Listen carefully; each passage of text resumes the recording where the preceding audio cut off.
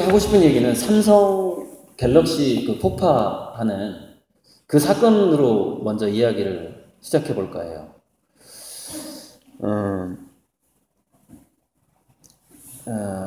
우리 집단 생활하는 모든 동물들은 예로부터 세 가지 부류의 두뇌 유형으로 발달을 해왔어요. 한 가지 두뇌는 사냥감을 발견하고 굉장히 창이나 활을 잘 쏘는 사람, 그래서 그걸 사냥꾼의 두뇌라고 하고, 또 한 부류는 뭐냐면은 파수꾼의 두뇌라는 게 있는데 위험한 요소가 나타나는 것에만 또 민감한 두뇌가 따로 있어요. 그리고 또 한 부류는 산림꾼의 두뇌라고 하는 건데, 그것은 적절하게 그 조율을 하는 거죠. 사냥꾼과 이 파수꾼의 두뇌 사이에서 그 집단을 잘 이끌어가기 위해서 조율을 하는 그런 두뇌 유형이 있어요. 자, 그런데 지금까지 우리가 여러분이 시험을 보고 또는 고시 패스를 해서 뭐 공무원이 된다거나 판검사가 된다거나 하는 그런 부분들이라든가 그런 쪽의 두뇌는 사냥꾼의 두뇌가 훨씬 더 유리하고, 이번에 그 삼성, 그게 갤럭시 7이죠. 삼성 직원 한 명이 인터뷰를 했어요. 그런데 최근에 삼성에서 연구소에서 어떤 일이 벌어지고 있었냐면 A급, B급, C급 연구원을 나누는 어떤 계급화가 일어났다는 거예요, 최근에. 그래서 그 계급화를 어떻게 했나 봤더니 컴퓨터 코딩을 문제를 내는 거예요, 시험 문제를. 그러니까 그 안에서 또 시험 문제를 내가지고 그거를 잘 푸는 연구원들을 A급으로 놓고, 그걸 잘 못하면 B급, C급으로 떨어지고, 이렇게 해서 이제 그 계급화가 되다 보니까 갤럭시 7에 수많은 애플리케이션이 들어가고 장치가 들어가는데, 그 인터뷰를 한 사람은 자기는 거기서 C급 취급을 받는다는 거예요. 수학을 잘 못하기 때문에. 그런데 자기는 어떤 느낌을 갖고 있었냐면, 저렇게 아주 최고급 기술이 저 휴대폰에 들어갔을 때 모든 애플리케이션과 장치가 어느 정도의 열을 생성한단 말이죠. 열을. 그런데 그 장치가 들어갔을 때 그 A급 연구원들은 각자 자기 분야를 잘하는 사람들이 많아요.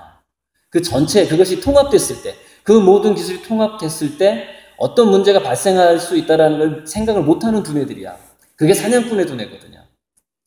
근데 그런 부분을 생각해낼 수 있는 두뇌가 바로 파수꾼의 두뇌예요. 왜냐하면 위험 요소를 간파하는 그런 유형을 갖고 있기 때문에. 근데 여러분, 파수꾼의 두뇌는 초등학교 때, 중학교 때부터 어떤 성향을 보이냐면은 약간 ADHD 성향을 보입니다. 즉, 무슨 얘기냐. 공교육에서 성적이 좋아질 수가 없어요. 그러니까 공교육에서 성적이 좋은 사람들만 연구원이 되고 어떤 회사의 조직원이 된다면 각자 장점은 굉장히 많은데 그 장점이 모아졌을 때 생길 수 있는 위험 요소를 파악하는 두뇌가 그 조직 내에 없어지게 되는 거예요. 사라지게 되는 거죠. 그래서 이번에 그 삼성폰 사태가 결국에는 그 의사결정에 영향을 줄 수 있는 최고급 연구원들이 컴퓨터 코딩을 잘하는 사람들로 채워짐으로써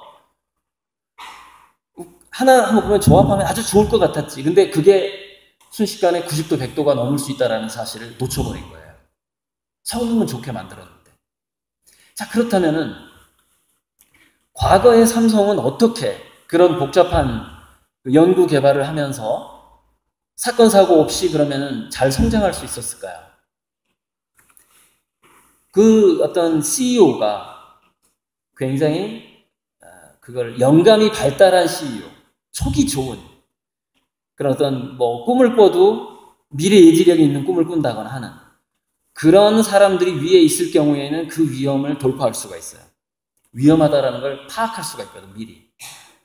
그런데 인간의 두뇌가 그런 게 있어요.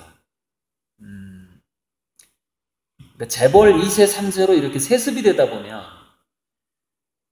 과잉보호를 받게 되면은 그 영감이 떨어지는 교육을 받게 돼요. 그래서 어떤 부자 3대 못 간다는 속담이 왜 있냐면, 과잉보를 받은 사람이 어떤 조직의 헤드가 되면은 이 사람은 위험을 잘 간파하지 못하는 두뇌가 되버려요. 그래서 주변 사람들이 다 이렇게 하면 좋습니다, 저렇게 하면 좋습니다 하면 정말 잘 될 줄 아는 거야. 거기서 어떤 위험을 파악하는 센스가 떨어지기 때문에 과거에 실수와 실패를 많이 해봐야만이, 그리고 고난과 결핍이 있어야만이 그런 어떤 위험을 간파하는 능력이 좋아지거든요. 이라크전 사례 중에서 레이더에 미군의 공군기하고 이라크의 미사일이 레이더상에서는 똑같이 보이거든요. 그리고 공군기들은 포격을 나갔다가 올 때는 전자기기를 다 끄고 와요. 왜냐면은 추적을 당해서 그러니까 미사일을 맞을 수가 있기 때문에, 포를 맞을 수가 있기 때문에. 그래서 이제 레이더상에서 어떤 물체가 날아올 때 이게 이라크의 미사일인지 미군 공군기인지를 알 수가 없어요. 근데 그것을 파악하는 그 라일리 중위가 있었어요. 라일리 중위. 그런 이제 사건이 일어났는데, 그래서 그거를 포격하라고 명령을 하죠. 그게 이라크의 미사일이면 800명이 죽는 거예요, 함대. 근데 미군 공군기면 2명이 죽는 거예요. 근데 자기는 그게 미사일처럼 느껴졌다라는 거예요. 그래서 수많은 뇌과학자들이 어떻게 그 라일리 중위가 레이더상에서 똑같이 보이는데 그것이 미군 공군기가 아니라 미사일이라는 걸 알았느냐에 대해서 연구를 시작하는데, 물어보니까 대답은 이거예요. 자기도 잘 모르겠대. 그냥 굉장히 기분이 더러워졌다는 거야, 그걸 보는 순간. 왜 그게 공군기가 아니라 미사일인지 자기도 몰라요, 이성적으로. 그래서 깊이 연구를 해보니까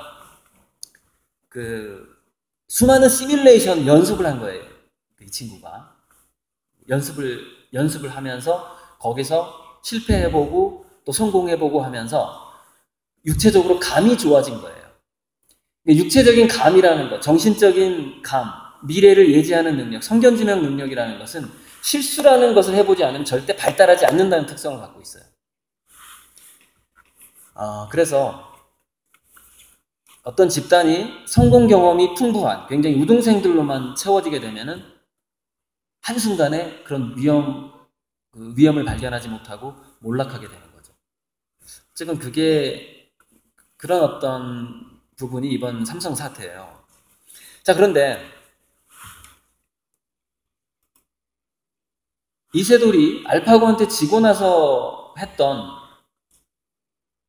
이 두 문장을 한번 읽어보세요.